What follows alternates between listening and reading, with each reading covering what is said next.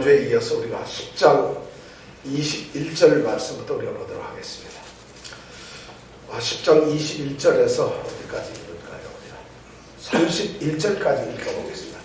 21절에서 31절 한 절씩 서로 교독을 하도록 하겠습니다. 셈은 에벨 온 자손의 조상이요 야벳의 형이라. 그에게도 자녀가 출생하였으니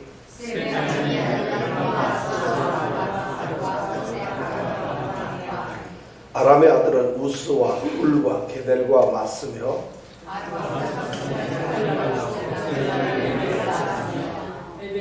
에벨은 두 아들을 낳고 하나의 이름을 벨렉이라 하였으니 그때에 세상이 나뉘었으며 벨렉의 아우의 이름은 욕단이며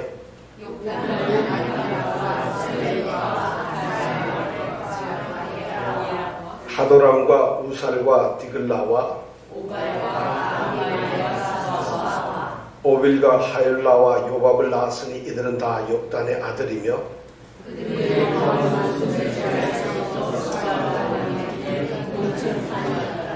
이들은 셈의 자손이라. 그 족속과 방언과 지방과 나라대로였더라.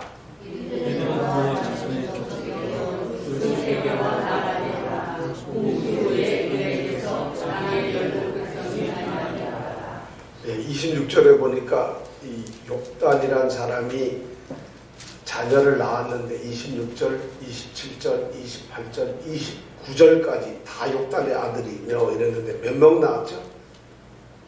몇 명을 낳습니다. 빨리 자세히 보세요. 몇 명을 낳는가? 네, 13명을 낳았군요.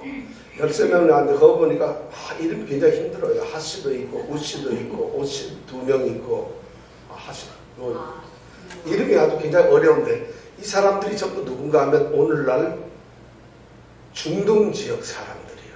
욕단의 후손이 전부 중동 지역의 사람들이라는 것이죠. 자, 오늘 셈의 후손에 대해서 우리가 생각을 하겠습니다. 지난주에 우리는 야벳과 함의 후손에 대해서 우리가 생각을 했습니다. 성경에 나오는 이 족보를 보면은 4장에서도 족보가 나오고 5장도 나오고 그리고 10장 이 족보가 나오는데 족보를 보면 말이죠. 항상 하나님이 택하지 아니한 그런 족속이 먼저 족보가 나옵니다. 가인의 족보가 먼저 나온 다음에 셋의 족보가 나왔죠. 오늘도 마찬가지로 야벳이나 함의 족보를 우리가 먼저 기록한 다음에 하나님이 택하신 이 셈의 후손들의 족보가 지금 나중에 나옵니다. 자, 셈에게는 오늘 21절에 보니까 셈은 뭐라고 그랬어요? 에벨 온 자손의 조상이라 이렇게 되어 있습니다. 에벨 온 자손. 그냥 셈이 어떤 온 자손의 이 조상이 아니고 에벨이라고 하는 사람의 온 조상의 이제 자손이라고 이렇게 되어 있어요. 자손의 조상이라고. 그럼 에벨이 누굴까요? 에벨이 누군가 하면은 24절에 가보면은 아르박삿은 셀라를 낳고 셀라는 누구를 낳았어요? 네? 누굴 낳았죠? 예, 바로 24절에 가보면 바로 셀라라고 하는 사람의 이 아들이 에벨이에요. 그런데 왜 셈은 그 밑에 한참 현손, 증손자도 아니고 현손 그 한참 밑에 손자의 이름을 에벨을 올려가지고 에벨의 온 자손의 조상이 셈이라고 이렇게 말을 할까요? 왜 그럴까요, 여러분? 그냥 셈은 온 자손의 조상이요 이래도 될 텐데 왜 그 한참 네 번째 손자인 그 에벨의 이름을 이야기하면서 셈은 에벨 온 자손의 조상이요 이런 말을 할까요? 왜 그럴까요, 여러분? 현손이 이 손자가 너무 똑똑해서 그럼 적어도 한 100년 이상 차이가 날 텐데 왜 하필이면은 한참 후에 있는 그 자기의 손자 한참 밑에 손자를 들먹여 가면서 이 성경은 셈은 에벨 온 자손의 조상이라는 말을 썼을까? 주요 인물. 그거는 너무 정답이에요. 주요 인물이란 인물이 잘생겼다 이 말입니까? 그러면 뭔가 중요하다 생각이 되죠. 이 에벨이라는 말이 저 의미가 있어요. 에벨이라고 하는 말은 에벨이라는 말은 이 말이 정확히 뭐냐면은 히브리라는 말이에요. 히브리. 그러니까 에벨이란 말이 이불이 이런 말인데, 이불이란 말은 히불이란 말하고 똑같아요. 그러니까 에벨 온 조상이란 자손이란 말은 히불이 온 자손의 조상이다, 이런 말이에요. 그러니까 에벨이라는 사람을 통해서 히브리 민족이 생겨나는 거예요. 그러니까 셈은 히브리 민족의 조상이라 하는 이런 의미에서 에벨이라는 단어를 쓰고 있어요. 자, 에벨이라는 말은 이런 의미입니다. 강을 건너서 왔다, 이런 거예요. 그러니까 이 사람들이 어디냐, 어느 강인가를 건너는, 아마 유프라테스 강인 것 같은데 그 강을 넘어서 왔다는 거예요, 이 에벨이라는 단어가. 그러니까 이 히브리 민족들은 어디 유목민족이었는데 강을 건너서 이쪽에 왔다, 이런 의미에서 에벨은 히브리 민족. 그래서 아브라함이 나중에 보면 히브리 민족의 조상이 되었다, 이렇게 말을 하는데, 실제로 이 말씀을 보면 셈이 히브리 민족의 조상이다, 이렇게 볼 수가 있죠. 자, 그러면 이 셈은 형제가 몇 명 있죠? 자녀가 몇 명 있죠, 셈은? 22절에 보니까 자녀가 이름이 쭉 나오네요. 그죠? 자녀가 몇 명이 되어 있어요, 셈은? 몇 명요? 5명입니다. 예. 그러니까 우리가 지난주에 했는데 야벳은 그 족보에 14명이 기록되었다 그랬죠. 함, 이 막내 아들인 함의 이 족보에는 몇 명이 기록되어 있었죠? 네? 30명. 그 다음에 오늘 셈의 계통의 사람들은 몇 명이 기록되어 있죠? 26. 그래서 합이 70명의 이 명단이 여기 족보에 나와 있는데, 오늘 이제 그 26명의 족보가 나오는데 셈의 아들이 5명이 있어요. 이 5이 전부 다, 이 셈 족속들은 누구냐면은 전부 중동 지역에 살고 있는 사람이에요. 야벳 족속들이 인도하고 유럽 사람이었고, 그 다음에 함 족속들은 아프리카하고 일부 근동의 이 동쪽 동아시아 쪽, 우리 한국 말고 이라크 오른쪽 편에 있는 유프라테스 강 이쪽에 있는 그런 사람들이었다면은, 이 셈의 족속은 누구냐면 완전히 중동 사람, 특히 히브리 사람들, 아람 사람들, 그리고 아랍 사람들, 이 아랍 민족들도 셈족이에요. 그러니까 유대인들도 셈족이고 이 아랍 사람들도 셈족인데 그 사람들이 오늘날까지 싸우고 있어요. 같은 셈족 족속들인데도 하여튼 그렇습니다. 근데 보면 5명의 아들이 있는데 이 5명에 대해서 별로 중요한 얘기는 안 나옵니다. 그런데 뭐 아람의 아들에 대해서는 쭉 이름을 써줬고, 그 다음에 아르박삿이라고 하는 사람에 대해서 우리는 처음 들어보는 이름이죠. 아르박삿. 이 사람이 중요한 사람이라는 거예요. 자, 우선 한 명씩 보자. 엘람이라고 하는 사람은 누구냐? 엘람은 지금 요새로 말하면은 인도 쪽 약간 가까운 쪽인데, 인도 이란 쪽에 좀 가깝겠죠. 그래서 엘람의 사람들이 본래 굉장히 강대국이었어요. 아주 대단한 사람이었는데 이 사람들이 메데라고 하는 족속하고 합쳐져가 연합을 해서 세운 나라가 누구냐면 바사 왕국이죠. 우리가 바사. 혹시 생각나죠? 바사와 고레스 생각나죠? 그 바사가 바로 이 엘람에서. 그런데 이 엘람 이 족속들 중에서 창세기 14장에 보면 이런 이야기가 나옵니다. 소돔 고모라에 살고 있는 사람이 누구죠? 아브라함의 조카? 누구요? 롯입니까? 룻입니까? 야, 롯. 야, 이거 정확히 아니에요. 그 롯에게 공격해왔던 4개의 동맹군이 있었어요. 그 중에 하나가 바로 엘람이에요. 엘람에서 왔는데 그돌라오멜이라고 하는 엘람 왕이 대표격으로 해가지고 소돔 고모라 성을 공격한 적이 있어요. 그러니까 엘람은 이 유대민족한테는 좀 공격적이고 불편한 그런 존재였다는 거죠. 그게 이제 엘람이라는 아들이 있었고, 그 다음에 또 아들 이름이 뭐냐면 아수르라고 나오죠. 아수르는 티그리스 강, 여기 유프라테스 강이 있고 그 다음에 티그리스 강인데 그 사이를 메소포타미아라고 했죠. 이 티그리스 강 동쪽에 있는 거예요. 그래서 이 아수르는 나중에 오늘날로 말하면 시리아 땅입니다. 지금 요새로 말하면 시리아인데 아수르라고 하는 대제국을 만들죠. 그러니까 셈 족속들은 굉장히 강대국을 만드는 이런 기질이 있어요. 물론 함 족속도 이집트라든가 바벨론이라든가 대단한 나라를 만들었지만 이 셈 지파 사람들이, 셈 족속의 사람들이 유대인들과 충돌을 많이 하는 거죠. 그러니까 하나님의 택한 그 이스라엘 백성들과 전쟁도 많이 하고 못 살게도 많이 하고 지배도 받았다가 정복도 했다가 이런 일을 하죠. 그래서 아수르에는 유명한 것이 뭐가 있었다 그랬죠? 니느웨 성이 있었어요. 아수르에. 니느웨 성을 누가 만들었다 했죠? 누가? 니무진?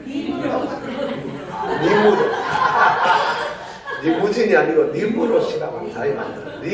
니무롯은 바벨론 사람인데 그렇게 만들었다고 그랬죠. 바벨론을 만든 사람이라고 그랬죠.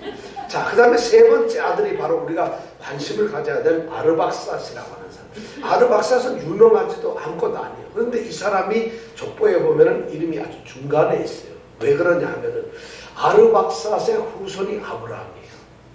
그러니까 아르박사스는 하나님이 선택한 족보에 들어가는 사람이라는 거예요.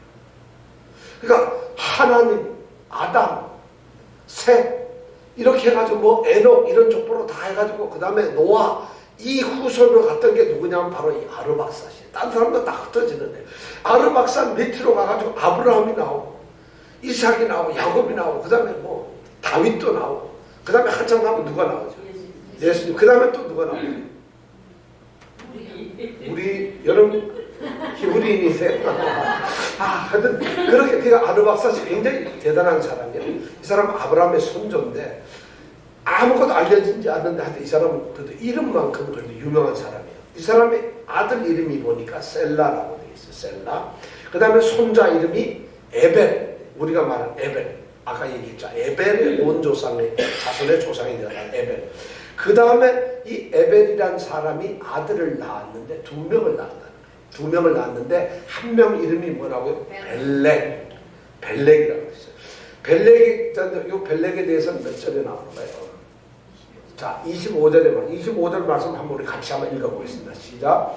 에벨은 두 아들을 낳고 하나의 이름을 벨렉이라 하였으니 그때의 세상이 나뉘었으며 벨렉의 아우의 이름은 욕단이다. 자, 이 에벨이 두 아들을 낳아서 맏아들 이름이 벨렉이고 그 다음에 동생 이름이 욕단이에요.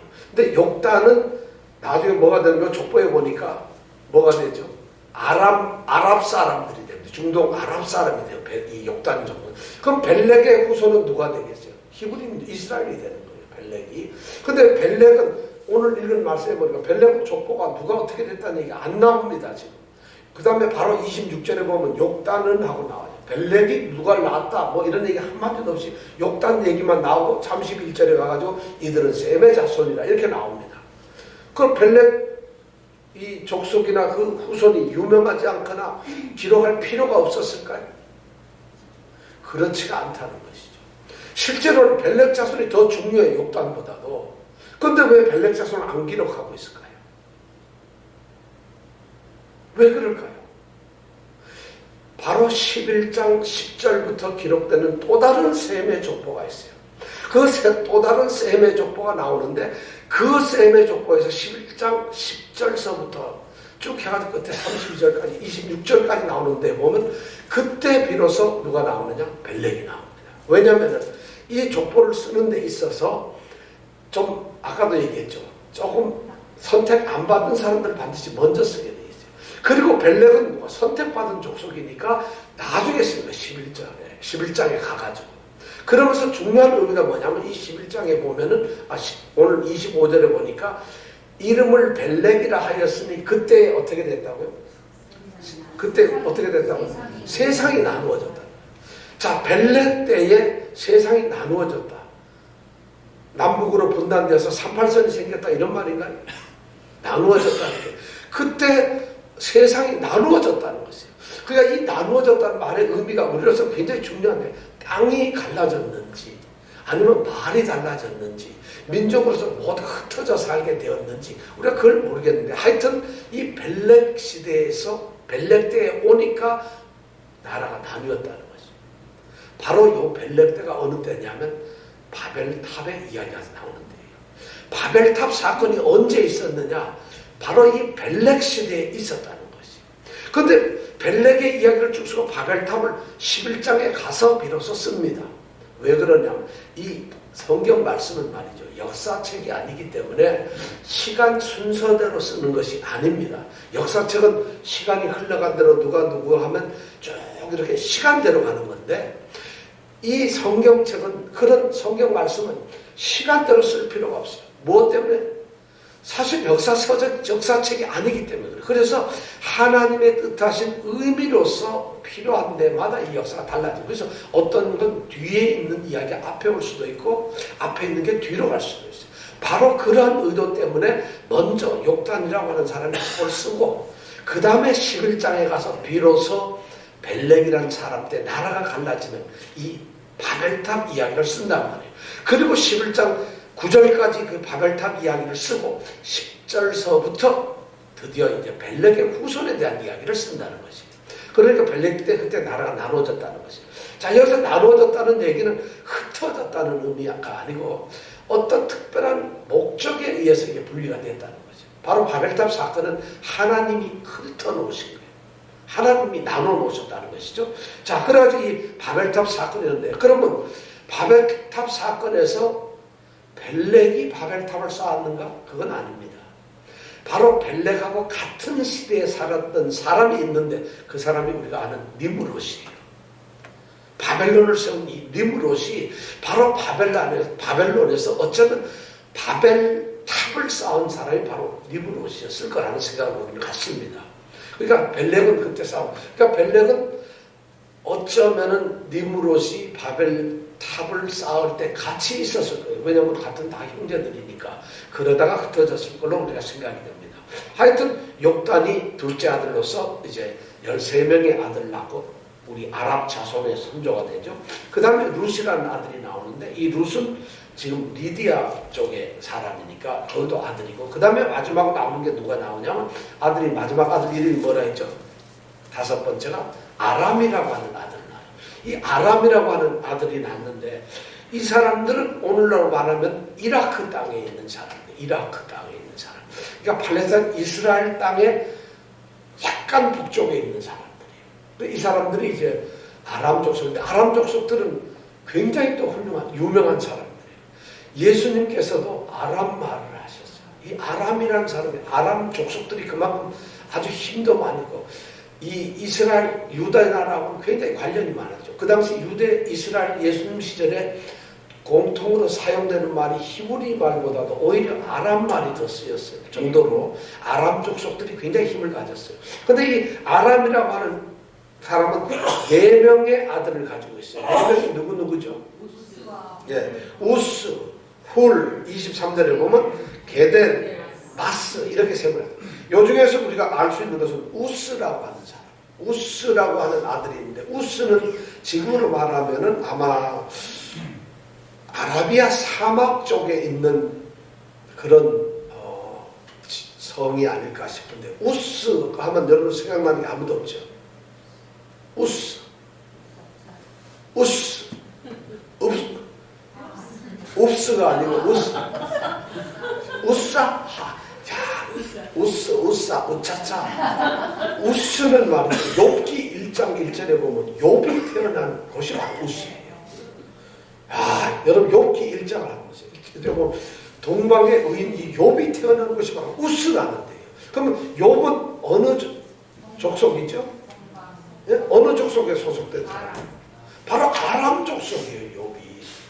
우리가 그러니까 여러분 이렇게 족보를 이렇게 하면은 성경을 한눈에 딱 이렇게 족보를 이 사람은 김해김씨, 안동김씨, 경주김씨 이렇게 딱 나눌 수 있듯이 우스 그러면 아람 지파의 아들이로구나. 근데 욥이 바로 아람 지파의 우스예요. 그러니까 바로 그 우스의 가장 후예가 되겠지, 그죠? 왜냐하면 아브라함과 거의 비슷한 시대의 사람으로 우리가 생각하기 때문에 욥이 거의 그렇게 되지 않겠나 싶어요. 후예가 되겠죠. 자, 이렇게 해가지고 이제 이 24명의 이 셈 지파의 족속들이 다 이제 결론이 났어요. 그러면서 32절에 결론을 내는데 이들은 노아 자손의 족속들이요 그 세계와 나라대로라. 홍수에 이들에게서 땅에 열국 백성이 나더라. 홍수에서 몇 명이 구원을 받았다 그랬죠? 홍수에 8명. 그 사람들을 중심으로 해서 드디어 이렇게 많은 백성이 생겼다는 것이죠. 그래가지고 모든 이 세상의 사람들은 이것을 왜 기록했느냐. 이 땅에 있는 지금 존재하고 있는 오늘날 인구가 몇 명 되죠? 한 2억 정도 될 거예요. 그런데 이 모든 사람들이 바로 누구의 후손이다? 노아의 후손이다. 왜냐?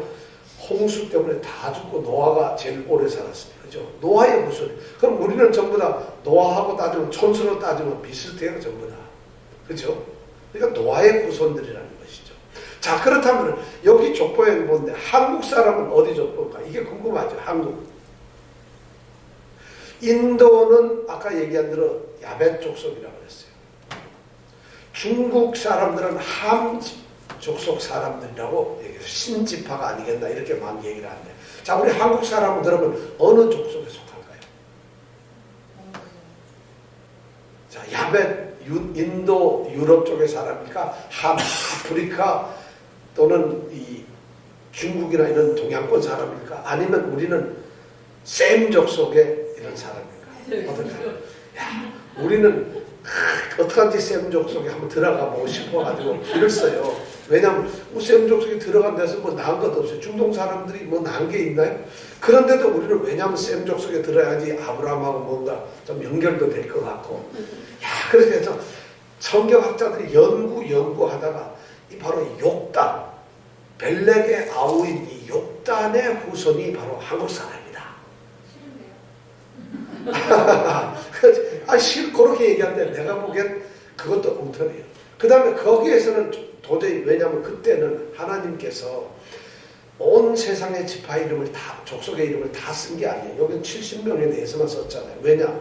앞으로 이 사람들이 이스라엘이라고 하는 하나님의 선택된 나라가 세워졌을 때 그 나라와 관련이 되는 나라만 여기 쓴 거예요, 사실은. 그러니까 특별히 선택한 그런 나라들만 썼기 때문에 우리 한국은 여러분 아브라함하고 무슨 관계가 있었을까요? 있었을까요? 없었을까요? 우리 한국은 관계가 없어요. 아브라함이, 우리가 역사적으로 보면 아브라함이 이 세상에 태어난 게 2160년이에요. 근데 단군 할아버지가 이 땅에 태어난 게 2333년이에요. 그러니까 한 2333년이니까 이 아브라함보다는 한 150년 먼저 살았던 사람이에요, 이 단군이. 그럼 150년 정도 먼저 살았다는 얘기는 우리 한국의 이 단군이 만약 나라를 세웠다면은 아마 150년이면은 거의 비슷하게 아브라함의 한 5대 할아버지 정도 되는 이 벨렉이나 욕된 시대가 안 되겠나 싶어요. 그럼 거기서부터 가가지고 한국에 왔을 것이다. 이렇게 생각합니다. 그러니까 사람들이. 근데 그 당시는 오려 그러면은 걸어서 와야 되는데 저기 이스라엘에서 한국까지 걸어오려면 얼마나 걸렸을까요? 더군다나 중국까지를 거쳐가지고 산으로 막 걸어왔을 때 티벳 고원으로 해서 걸어왔으면 제가 보기엔 아마 수년은 걸렸을 것 같은데, 그렇게 하여튼 우리나라 사람들이 상상력이 뛰어난데 우리는 어딘지 몰라요. 그러다 보니까 또 어떤 분들은 우리나라가 이스라엘의 12지파 있죠. 있잖아요. 베냐민 지파도 있고 12지파, 야곱의 12지파 중에서 우리나라가 어느 지파 소속이냐, 이게 또 궁금한 거예요. 왜냐면 왠지 모르게 좀 지파에 이 야곱의 지파에 또 들어가고 싶은 거예요. 그래서 우리나라가 어느 지파였을 것 같아요, 여러분? 예? 유다 지파. 다윗 왕처럼 예수님의 지파, 유다 지파일까요, 우리가? 어디 같아요? 레위, 뭔가 제사장처럼. 근데 성경학자들이 연구를 해본 결과 단 지파예요. 단에서 뭐죠? 부엘사.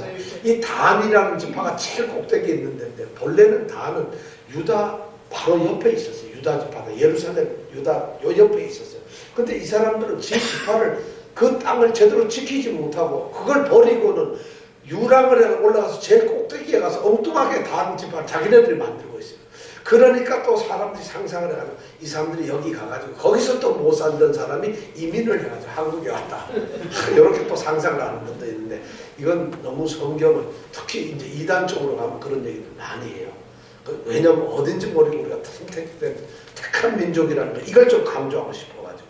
그래서 단지파 이러니까 단군하고 뭔가 비슷하죠. 그래서 또 단지파다 이렇게 얘기를 하는 사람도 있어요. 근데 그건 전부 다 우리가 믿어서도 안 되고 얘기해서도 안 되는 거예요. 왜냐면 혹시 제가 이 말씀을 드리는 이유는 이런 족보에 의해서 우리가 잘못 얘기하는 걸 무슨 연구 많이 해서 특별한 걸 알아냈다 이렇게 착각하지 말라는 것이에요. 성경에 기록되지 않은 건 아무것도 모르는 거예요, 우리가. 모르잖아요. 근데 연구를 해서 물론 알아낼 수 있지만은 그렇지 않다는 것이죠.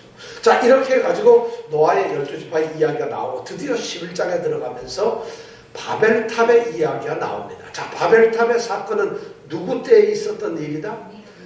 니므롯과 또 벨렉이라고 합니다. 벨렉을 믿지 마세요. 벨렉이 셀라라고 하는 사람의 아들 벨렉 때에 있었던 일이다. 이걸 잊지 마시고, 자, 11장 1절에서 9절 말씀까지는 우리가 한 목소리로 또렷또렷이 읽겠습니다. 자, 바벨탑 사건이 도대체 뭔가?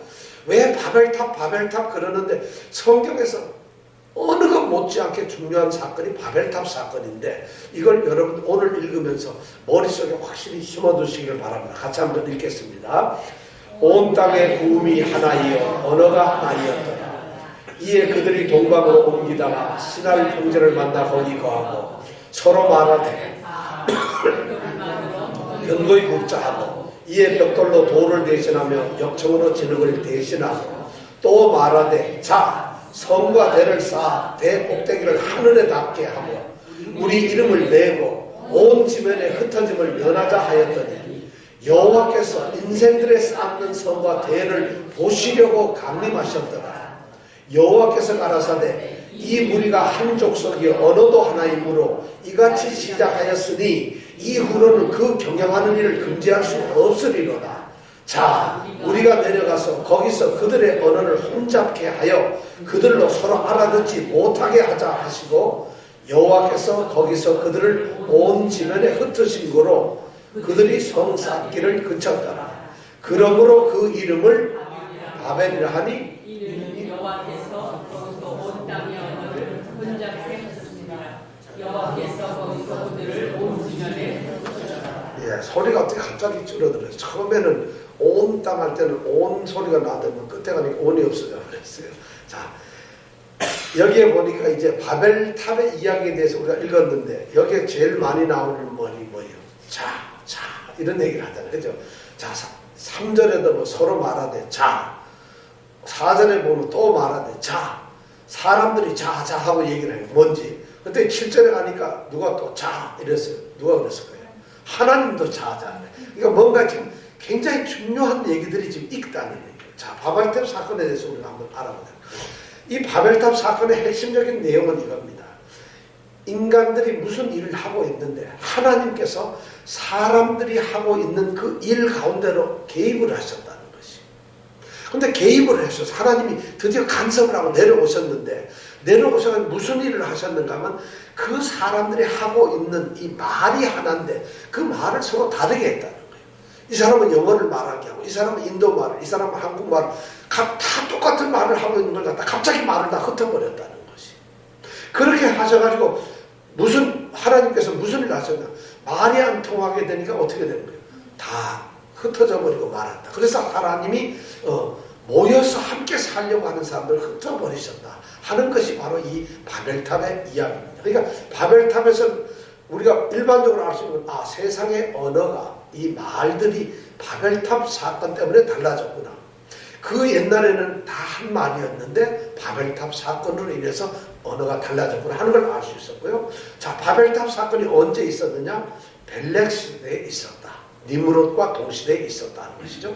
자, 이 사건을 읽어보면은 굉장히 사람들이 수가 노아 홍수로 8명이 방주에서 나왔는데 한 100년, 200년 지나면서부터 사람이 엄청나게 번성이 됩니다. 100년 지나고 나니까. 그러니까 이 사람들이 늘어나니까 이제 문화와 문명이 발전이 되겠죠. 사람들이 살만해지고. 그러면 살만해지면 반드시 따라오는 게 뭐였느냐? 범죄예요. 사람들이 죄를 저지르는 거예요. 그래서 죄가 너무 많아지는 거예요. 그러니까 인간들이 죄가 많아지는데 바로 죄가 많아진 사건이 뭐냐? 바로 이 바벨탑 사건이라는 거죠. 하나님이 가장 아름다운 에덴 동산을 만들어 놓으시고 거기에서 처음 만들었던 아담과 하와와 대화로 좀 교제를 하고 싶어서 같이 살고 싶어서 만들어 놨는데 그들이 그곳에서 뭘 해요? 범죄를 하잖아요.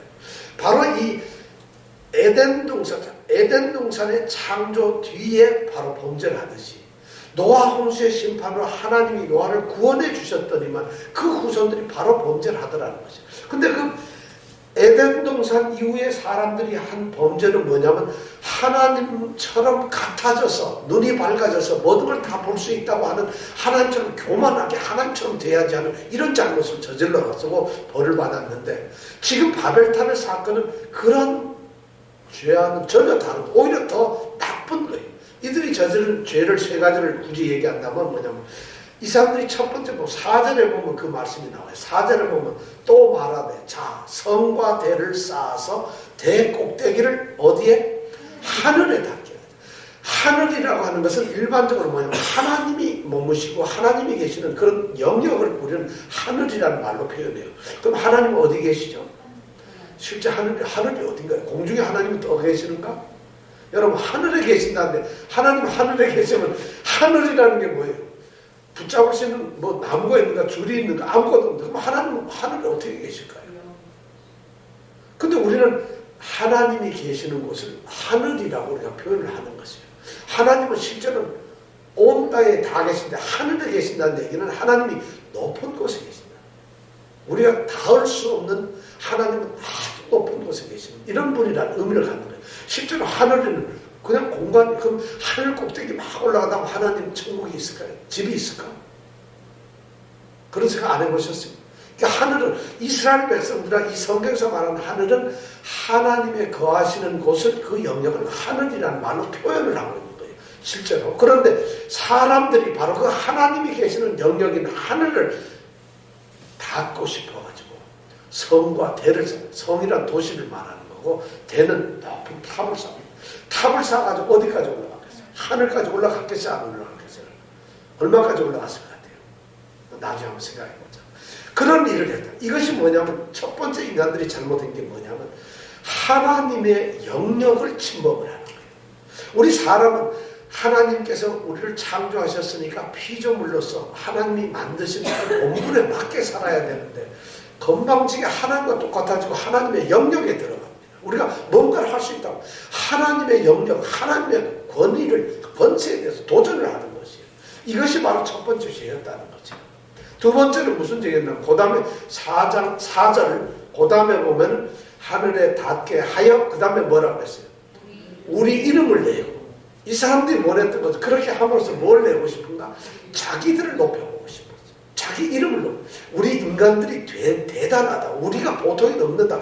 하나님의 영광, 하나님의 이름, 존귀하신 하나님의 이름보다도 하나님의 그 주권이나 능력보다도 자신들을 드러내는 인본주의가 상당히 시작합니다. 이것이 바로 세 번째 그들은 뭐예요? 그 다음에 우리 이름을 내고 그 다음에 뭐라고 되어 있죠? 온 지면에 흩어짐을 면하다. 그들이 성을 쌓고 그래서 높은 대를 만들어서 막루에서 이렇게 다 살펴보면 보호가 되죠. 그러니까 도시를 만들고 도시 안에서 흩어지지 말고 우리 같이 살자는 거예요. 뭐가 나쁘겠어? 흩어지지 않는 것이. 그런데 그것이 하나님 앞에서 죄라는 것이에요. 왜 그랬을까요? 왜 흩어지지 않고 성에 사는 것이 하나님 앞에서 죄가 되었을까요? 하나님은 노아가 방주에서 내렸을 때 축복을 첫 번째 내렸던 축복이 있어요. 노아가 내려가지고 제사를 드리고 나니까 하나님이 제사를 기뻐 흠양하셨다 그랬죠. 그리고 나서는 흠양하시고 나서 노아에게 축복을 하는데 무슨 축복을 하잖아. 생육하고 번성하여 그 다음에 뭐죠? 땅에 충만하라. 땅에 충만하라는 건 하나님이 만들어 놓으신 이 창조 세계, 넓은 세계에 충만하게 퍼져가지고 그 땅을 다스리라는 거예요. 우리 사람들 하여금 그 땅을 관리하라는 거예요. 여러분, 우리는 지금 관리자로서, 이 세상을 관리하는 자로서 우리는 선택을 받은 거거든요. 바로 사람들에게는 하나님이 만들어 놓으신 그 대자연, 그 세상을 흩어져서 전부 관리를 해야 되는데, 이 사람들이 그런 하나님의 명령을 거절하는 거예요. 모여가지고 흩어지기 싫어요. 그럼 버려진 땅들이나 자기네들만 살고 있는 데 있으면 어떻게 되겠어요? 하나님의 목적은 전부 다 흩어져가지고 쌓는 거예요. 그리고 그 성을 관리하는, 온 세상을 관리하고 하나님의 뜻에 맞도록 이 하나님이 주신 자연을 관리하고 이 세상에서 하나님 영광을 드러내는 것. 이것이 하나님의 목적, 바로 땅에 충만하라 했는데 하나님의 그런 축복의 말을 갖다 이 사람들이 거부하는 거예요. 우리는 우리가 지킬 거야. 우리가 좋은 대로 살 거야 하고 흩어짐을 면 하나님의 그 문화 명령을 정식으로 거부를 했다. 가장 큰 죄죠. 전도해라 그러면 전도해야 되겠어요? 안 되겠어요? 근데 전도는 왜 하나? 나만 구원받으면 되지. 바로 그런 모습이랑 똑같은 거죠. 경건하게 예배를 드려야 된다. 마음으로만 경건하면 되지. 뭐 내 몸이 태도가 어때? 마음만 하나님께 드리면 되지. 여러분 마음만 드리면서 이렇게 누워가지고 마음만 드리면서 예배 드릴 수 있을까요? 안 되잖아요. 바로 이 사람들은 그런 식으로 핑계를 냅니다. 자기네들이 모여서 자기들의 안녕, 자기네들의 편안함, 자기들의 행복, 자기들의 어떤 다스림을 자기들이 하고 싶어하는 거예요. 그러니까 하나님의 명령을 거부하는 이런 죄를 저질렀다는 거예요. 자, 이제 그 죄가 구체적으로 어떻게 나타나는가 한절한절 한번 보자고요. 1절에 보니까 1절, 2절을 보면 그 당시에 민족이 하나였다. 그럴 수밖에 없죠. 노아 방주에서 나와가지고 노아 후손들이었으니까 전부 다가 노아의 후손이고 지금 요때는 거의 한 100년 남짓 됐을 것 같아요. 노아 홍수 뒤에 한 100년 정도. 그 100년 정도 됐는데 100년 동안 8명이 애를 낳고 해서 몇 명이나 낳았을 거예요. 그럼 소위 그 당시 인구가 몇 명이나 됐겠어요, 여러분 생각에. 100년이 지났다 그러면은 100년이면 자 8명이 100년 지나서 인구가 얼마나 됐을 거예요? 1000명? 10,000명? 수십만 명. 글쎄 뭐 우리가 통계학적으로는 잘 모르겠는데 노아가 딱 밑에 난 일대의 셈, 함, 야벳의 일대의 후손들을 딱 보니까 한 38명이 나온다 그래요. 그러면 그 인원이 1대가 그렇다면은 2대에 가면은 꼭 배가 되고 이러니까 거의 그래도 한 뭐 몇만 명은 되지 않았겠나 이런 생각을 하는데 근데 이때에 보면 1절에 보니까 11장 1절에 온 땅에 구음이 하나요 언어가 하나였다. 자, 구음이라고 하는 것은 말이에요. 언어라고 하는 건 글이에요. 그러니까 그들이 쓰고 말하는 것이 하나였다는 얘기예요. 뭘로 썼을까요? 무슨 말이었을까요? 그들이 쓰고 있는 말이. 예? 알아보였으면 좋겠는데 노아가 무슨 말을 썼겠어요? 예? 노아가 영어? 무슨 말을 썼을까? 우리는 모르죠. 그런데 하여튼 이 말은 자기네들이 만들었을까 아니면 하나님께로부터 받은 것일까요? 하나님부터 능력이 있고 왜냐하면 자기네들이 말을 만들지 못해요. 예를 들어 개가 짖는 소리, 소가 우는 소리를 지가 만들었겠어요? 그렇게 하나님이 만들어 놓죠. 그럼 우리 사람들이 이렇게 하는 말을 하나님이 주셨다. 그럼 하나님이 주신 말과 글이 똑같았다. 그러니까 한 민족이니까. 그래서 근데 바로 온 땅의 구음이 하나였다 이렇게 얘기를 하고 있어요. 온 땅이라는 것은 그 당시에 모든 사람들이 인류 전부 다가 하나의 공통어를 가지고 있었다. 그래서 어디든지 가면 외국어를 배울 필요 없어요. 외국어 학원이 필요가 없어요. 왜냐하면 언어가 다 똑같으니까. 그러니까 이런 세상 좀 살고 싶어. 그죠? 이거 영어를 몰라가지고 어디 가서 밥 한 그릇 제대로 못 먹겠어. 그죠? 뭘 잘못해도 말도 못하겠다. 영어를 못하니까 골치 아파요. 미국 사람 그렇게 잘나도 한국 오면 밥 벌어먹기 힘들어. 뭐 말을 알아야지. 근데 이 언어가 바로 이 바벨탑 사건에서 흐트러졌다는 것이죠. 근데 온 땅에 이렇게 언어가 하나였기 때문에 한 민족인데 그 사람들이 이제 말이 하나니까 이제 한 민족체죠. 그들이 2절에 보니까 이에 그들이 누군지 모르겠어요. 셈의 후손이 맞는 것 같기도 한데 아마 셈의 후손들, 함의 후손들 아마 같이 섞여 있을지 몰라요. 왜냐하면 니므롯도 있었고 하니까 그 사람들이 어디로 옮겨가고 있어요? 어디요? 동방으로 옮겨가고 있다. 이 동방으로 옮겨가고 있다. 동방으로 가고 있다는 얘기는 동쪽으로 가고 있다는 겁니까? 아니면 동쪽에서부터 오고 있다는 얘기입니까? 동방으로 옮기다가 여러분 어느 쪽이에요? 동쪽에서 온다는 얘기예요? 동쪽으로 간다는 얘기예요? 자, 동쪽에서 온다 손 들어보세요. 동쪽에서부터 온다. 예. 그럼 동쪽으로 간다 손 들어보세요. 여러분 글씨를 보면 동방으로 옮긴다. 그들이 동방으로 옮기다. 동방으로 옮긴다는 건 동방으로 향해서 옮긴다. 이렇게 생각하시면 손 들어보세요. 네, 동방으로 간다. 동방으로부터 옮기다가는 손 들어보세요. 왜냐하면 우리 박은관 집사님은 반드시 그렇게 얘기를 하신다. 왜냐하면 박은관 집사님이 가지고 계시는 성경이 동방으로부터 왔다고 했어요. 그런데 있더라고요. 왜냐하면 킹제임스 버전은 그렇게 얘기를 하고 있어요. 다른 성경들은 그렇게 얘기, NIV나 뭐 이런 성경들은 절대 동방을 향해서 간다고 되어 있어요. 근데 왜 그럼 동방으로라는 말이 간다, 온다 이걸 헷갈리게 했을까?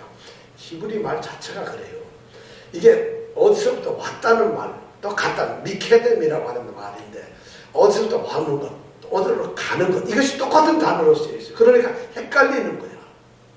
근데 우리 박무관 집사님 킹제임스 버전을 한국말로 번역한 성경을 가지고 있기 때문에 동방에서부터 왔다. 그죠? 이렇게 돼 있다. 그러니까 이거 가지고 이제 성경 어떤 분이 둘이서 만약 말하면 맨날 싸우는 거지. 성경이 이렇게 동쪽으로 갔다. 아니야, 동쪽에서 왔다. 이걸로 싸우는 거예요, 사실은. 별로 중요하진 않은데. 근데 정확하게 뜻은 뭘까? 내용으로 봐서는 이들이 지금 어디서 출발해서 어디로 갈 거예요? 노아 홍수가 있고 나서 홍수 때 이 배가 어디에 머물렀죠? 아라랏산에 머물렀어. 그럼 아라랏산에서 지금 가는데 이 사람들이 도착을 한 데가 어디냐면 동방으로 옮기다가 시날 평지를 만났다. 이렇게 됐어요. 시날 평지는 오늘날로 막 바벨론 문화가 있었던 바로 그 바벨론 땅을 말해요. 자, 그럼 요새로 말하면 쿠웨이트 뭐 이쪽을 말하는 거죠. 자, 그럼 도대체 동쪽으로 갔을까 안 갔을까? 제일 중요한 건 아라랏산이 어딘가를 알아야 되는 거잖아요. 그죠? 그래야지 시날 땅은 우리가 알 수 있는데 아라랏이 이쪽에 있었으면 서쪽으로 왔을 거고 이쪽에 있으면 동쪽으로 왔을 거고 그렇잖아요. 그게 모르는 거예요. 그러니까 이게 늘 헷갈리는 거다. 이게 그런데 일반적으로 우리가 이렇게 보면 돼요. 성경에서 동쪽으로 갔다. 이것은 뭔가 불길하고 안 좋은 일이에요. 징계예요. 에덴 동산에서 아담과 하와가 범죄를 하고 나서 그들이 쫓겨나는 것이 에덴의 동쪽으로 가게 됩니다. 에덴의 서쪽으로 가는 게 아니라 에덴의 동쪽으로 가게 돼요. 자, 그 다음에 가인이 아벨 동생을 죽이고 난 다음에 하나님으로부터 방랑하고 떠드는데 동쪽으로 옮겨가요. 그래서 노 땅에 있게 돼요. 동쪽으로 가게 돼요. 자, 그 다음에 또 그 후에 아브라함 시대가 아브라함하고 롯이 이제 유대 산맥 꼭대기에서 딱 써가지고 동사방을 이렇게 보면서 네가 땅을 한번 골라봐라. 네가 고르면 네가 동쪽 하면 난 왼쪽 할 거고 네가 북쪽 하면 난 남쪽을 할 거고 이렇게 합니다. 그때 롯이 골랐던 땅이 동쪽인 소돔과 고모라. 그 동쪽으로 내려가요. 꼭 이상하지, 그죠? 그 다음에 이스라엘 백성들, 유다 백성들이 나중에 나라가 망하고 붙잡혀 간 곳이 어디냐? 동쪽에 있는 바벨론이에요. 그러니까 동쪽으로 간다는 것은 전부 다 안 좋은 것을 성경은 말하고 있어요. 그러면 이스라엘 백성들이 애굽에서 출애굽해가지고 광야를 간 다음에 가나안 땅을 갈 때는 북쪽으로 올라가요. 근데 북쪽으로 올라가는데 북쪽에서 올라가는 것이 아니라 이렇게 가다가 갑자기 이렇게 틀어가지고 요단강에서 동쪽에서 왼쪽을 건너가지고 넘어가요. 동쪽으로 가는 게 아니라 이렇게 가다가 요단강이 흐르면 그냥 쭉 올라가도 되는데 굳이 요단강 건너려고 이렇게 가가지고 요단강이 있으면 이렇게 가지고 요단강을 건너가요. 동쪽에서 서쪽으로 넘어간다는 거예요. 동쪽으로 가는 것이 아니라 서쪽으로 간다는 거예요. 요단강을 건넌다는 것이죠. 그리고 그 다음에 또 이런 것도 있죠. 우리가 성막을 이렇게 보면 성막의 입구는 항상 동쪽을 향해 있어요. 성막의 입구는 동쪽을 향해 있는데 그럼 성막 안에서 제일 중요한 지성소가 있죠. 지성소는 동쪽에서부터 제일 어떨까요? 먼 곳에 있겠죠. 제일 뒤에 있습니다. 그래서 항상 성경에 보면은 동쪽이라는 뉘앙스가 안 좋은 거예요. 그러다 보니까 동방으로 갔다는 얘기는 지금 이들이 안 좋은 짓을 하고 있는 거예요. 그렇지 않아요? 시날 평지에 가서 바벨탑을 쌓으니까 그래서 이건 동쪽으로부터 왔다가 아니라 동쪽으로 향해서 갔다는 말이 아마 우리 성경 한글 성경에도 우리가 보고 있는 이 개혁 성경은 동쪽으로 향했다가 나오고 공동 번역이나 서번역 캐톨릭 서적들은 동쪽으로부터 왔다 이렇게 또 번역을 하고 있어요. 그러니까 서로 다른데 하여튼 지금 동쪽으로 향해서 가고 있어요. 자, 그렇게 가고 있는데 그들이 어디에 머무르게 됐죠? 시날 평야라고 평지에서 시날이라는 말은 시날 평지라는 말 시날이라는 말은 유프라테스 강하고 티그리스 강 요 가운데 지역을 말해요. 강과 강 두 강 사이의 땅을 이야기할 때 시날 땅이라고 해요. 이걸 영어로 메소포타미아라고 하죠. 메소는 가운데란 말이고 포타미아라는 말은 강이라는 말이거든요. 그러니까 메소포타미아니까 포타미아 가운데 있는 거니까 메소포타미아죠. 그래서 유프라테스 강하고 티그리스 강 그 가운데 땅을 메소포타미아라고 하는데 바로 거기가 시날 평야예요. 바로 시날 평야라는 바벨론 땅은 유프라테스 강하고 티그리스 강에 바로 있는 것이에요. 이들이 떠나가지고 그들이 도착했던 것이 바로 그것이에요. 근데 궁금한 것은 저는 이래요. 노아 홍수 뒤에 한 100여 년 더 지나가지고 이들이 도착했는데 거기에 흐르는 딱 강 이름이 유프라테스 강이고 티그리스 강이라는 이름이 어떻게 나왔을까요? 자기네들이 처음 갔을 거 아니야, 그러죠? 근데 강 이름을 어떻게 알았어? 이게 유프라테스인지 뭐 티그리스인지. 유프라테스 강하고 티그리스 강은 창세기 어디 나온 줄 알아요? 2장에 나와요. 에덴 동산에서 발원하여 흐르는 강이 4개가 있어. 하윌라강, 비손강, 유프라테스강, 티그리스강이에요. 그럼 성경학자들이, 고고학자들이 야, 여기 유프라테스, 티그리스강이 있는 걸로 봐서 에덴 동산은 여기 발원하는 꼭대기 어딘가에 있을 것이다. 근데 이 유프라테스강 강은 위에서 내리잖아. 바다 쪽에서 위로 올라가요. 그러면 바다 쪽인가 에덴 동산은 헷갈리죠. 근데 정확하게 얘기하면 저는 이렇게 상상을 합니다. 실제 그게 노아 홍수 이전에 에덴 동산에서 유프라테스나 티그리스 강은 그 당시의 이름이었는데 사람들은 이름을 다 잊어버렸어요. 그 새로운 노아 세계, 노아 홍수 이후에 홍수 이후에 새로운 세상이 벌어졌잖아요. 그럼 옛날의 강, 옛날의 지형이 지금 달라졌는데 유프라테스 강이고 티그리스 강은 이 당시 사람들이 노아 할아버지로부터 들었던 아담과 하와의 이야기, 에덴 동산의 이야기를 그리워하면서 그 강의 이름을 이걸 우리 유프라테스 강이라 부르자, 이걸 티그리스 강이라 부르자 하지 않았겠느냐 하는 것이. 왜냐면 링컨 케네디 공항, 케네디가 살기를 했어요. 땅값을 거의 낸 적이 있어. 근데 이름을 우리는 유명한 사람 이름을 붙이잖아요. 그 식으로 아마 에덴 동산을 사모하고 그걸 들었던 이 백성들이 그 강이 2개 있으니까 이건 유프라테스 강, 이건 티그리스 강 이름을 붙였을 거라는 거예요. 하여튼 그렇게 상상을 한번 해봅니다, 저는. 그래서 그 신할 평지, 바로 이 2 강 사이에 그 땅에 도착을 했어요. 그러고 나서 도착한 다음에 그들이 하는 짓이 뭐냐면 3절, 4절에 보니까 어떤 자신들의 계획을 세웁니다. 첫 번째가 뭐냐면 3절에 보니까 자, 우리가 벽돌을 굽자. 소위 말해서 벽돌 굽기를 시작한다는 거죠. 그들이 벽돌을 왜 굽느냐? 강변이다 보니까 나무도 없어요. 그러니까 목재로 집을 질 수가 없어요. 그리고 강변이니까 돌이 없어요. 그러니까 석재, 돌로 어떻게 탑을 쌓을 수도 없어요. 그러니까 뭐겠어요? 강유역에 있으니까 뭐가 많겠어요? 진흙이 많아. 그럼 그걸 가지고 뭘 할 수 있어요? 벽돌을 굽을 수 있다. 그래서 이 사람들이 벽돌을 굽기 시작해요. 3절에 보니까 벽돌을 굽자. 자, 서로 말하되, 자, 이걸로 봐서는 아마 니무롯이 중심이 돼가지고 인류 종자를 모아놓고 회의를 했을 거예요. 야, 너희들 내 말 잘 들어. 벽돌 구워, 이제부터. 이랬을 거라는 거야, 제가 보기에는. 그리고 4절에 가서 또 말하되, 벽돌만 구우면 뭐합니까? 그러니까 구워, 막. 그러고 구웠어. 그러고 난 다음에 4절에 가서 보니까, 이제 드디어 우리가 성과 대를, 성을 쌓고 도시를 만들고, 벽돌을 가지고, 그 다음에 높은 대를, 소위 탑을 만들자. 이렇게 된 거예요. 바로 이런 내용들이, 이 신할 지역에 있는 바벨론 말고 아카드라고 하는 이 옛날 고대 문명인데 아카드라고 하는 그 옛날 아카드 사본이 있어요. 신할 지역에서 발견된 고대 문서인데 거기에 보면 이런 기록이 되어 있어요. 첫 해에 그들이 벽돌을 만들었고 2번째 해에 그들은 하늘을 향하여 꼭대기를 쌓았다. 이런 말이 세상의 기록에 나온다. 성경 기록이 아니고 고고학을 연구한 사람들이 그 당시에 발견된 토문, 비석 이런 데서 보니까 그런 글이 나오더라고요. 그게 뭐예요? 성경의 이 말씀이 그 당시 사람들은 그대로 있었다는 얘기예요. 그리고 살았던 사람들이 성경이 아닌 자신이 당했던 이야기를 기록하고 있다는 것이죠. 그래서 그들이 첫 번째 모임에서 벽돌을 굽는 것을 결정하고 자기들의 재능과 자신들의 능력을 과시하게 되고 두 번째는 자신의 야망과 목적을 가지고 이제 성을 쌓게 됐어요. 그렇게 되니까 5절에 드디어 하나님께서는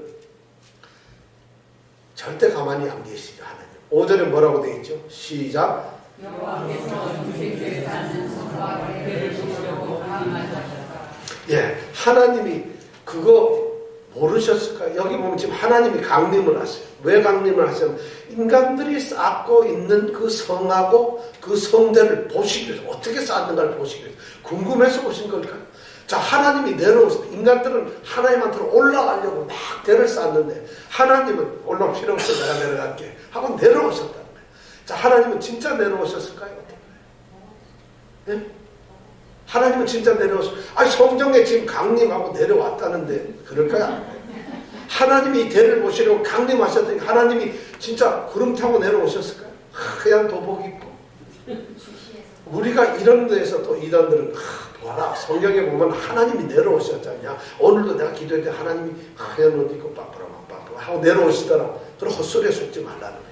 하나님이 우리 인간들이 이해하기 쉽도록 이렇게 우리는 성경을 하나님과 인간의 같은 모양의 우리 말로 이렇게 표현을 하는 거예요. 하나님이 내려오시는 게 아니라는 거예요.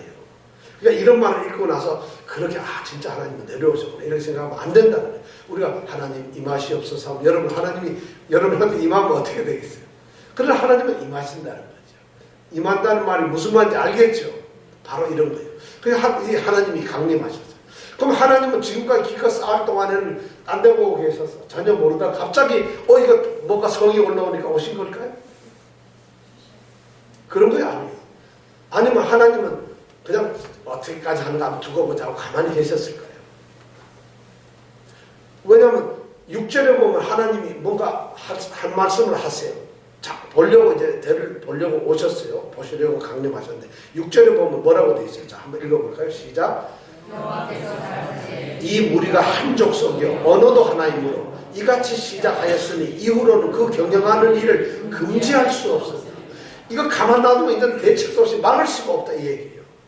자, 여러분 사람이 달을 쌓고 성을 쌓는데 하나님이 가만 놔두시면 요대로 그냥 가만 놔두면 나중에 하나님이 감당을 못하고 막을 수가 없다. 지금 그 말씀을 하고 있는 거예요. 그럼 우리는 하나님 뜻과 관계없이 우리 마음대로 할 수 있는 건가? 지금 그런 말이 아니에요. 여기서는 보면 하나님께서 지금 뭐냐면 이 사람들이 지금 이렇게 하는 거는 자신 하나님이 몰랐던 것도 아니고 하나님이 그렇다고 해서 뭐 인간은 뭐든지 다 할 수 있다 이런 의미가 아니라 무슨 의미냐면은 지금 이런 불순종 하나님께 거역하고 반역하는 이런 불순종의 행동이 너무 극에 달해서 이제 다시 돌이킬 수 없다. 이 사람들 이렇게 놔두면 이제 돌이킬 수 없는 존재들이다. 그런 걸 하나님께서 이제 염려를 하십니다. 너무 이 사람들이 죄악이 이제 극에 달했다. 이런 표현을 이렇게 말씀하셨어요. 그래가지고 드디어 7절에 보니까 자, 우리가 내려갔어.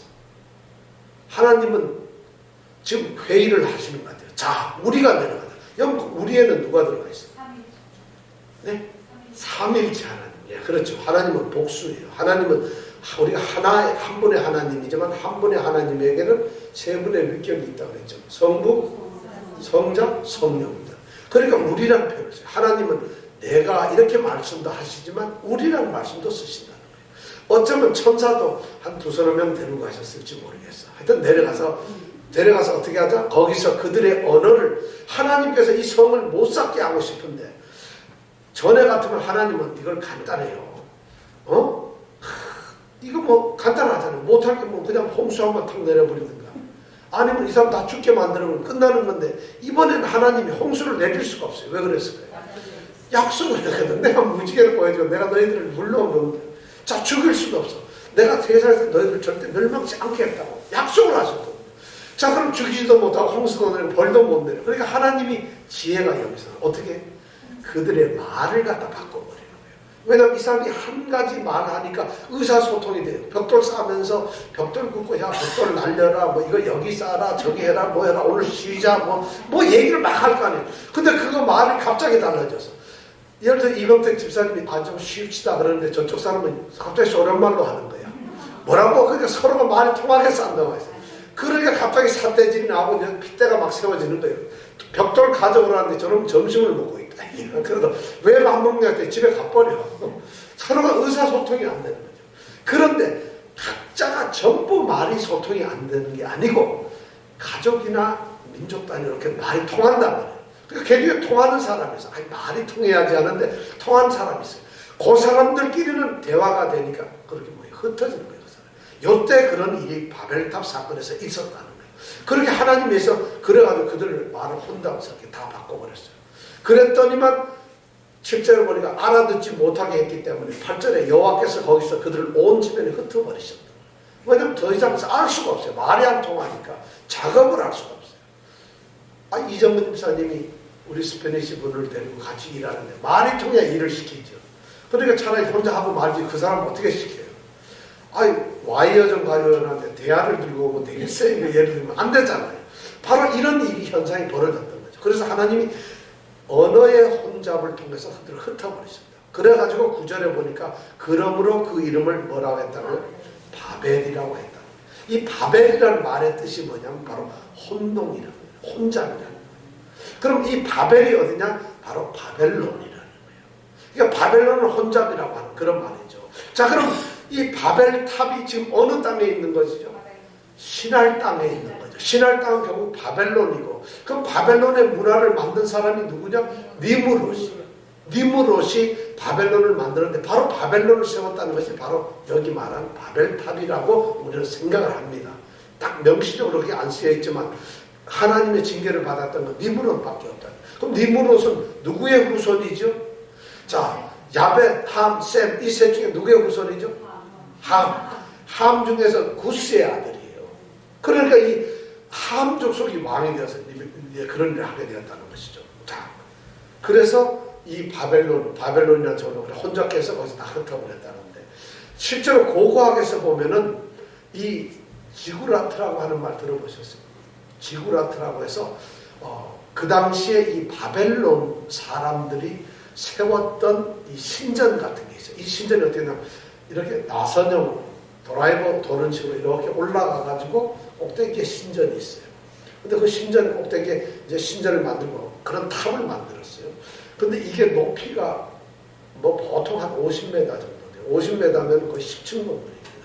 근데 높은 건 얼마 되냐면 300m 정도 돼요. 상상해 보세요.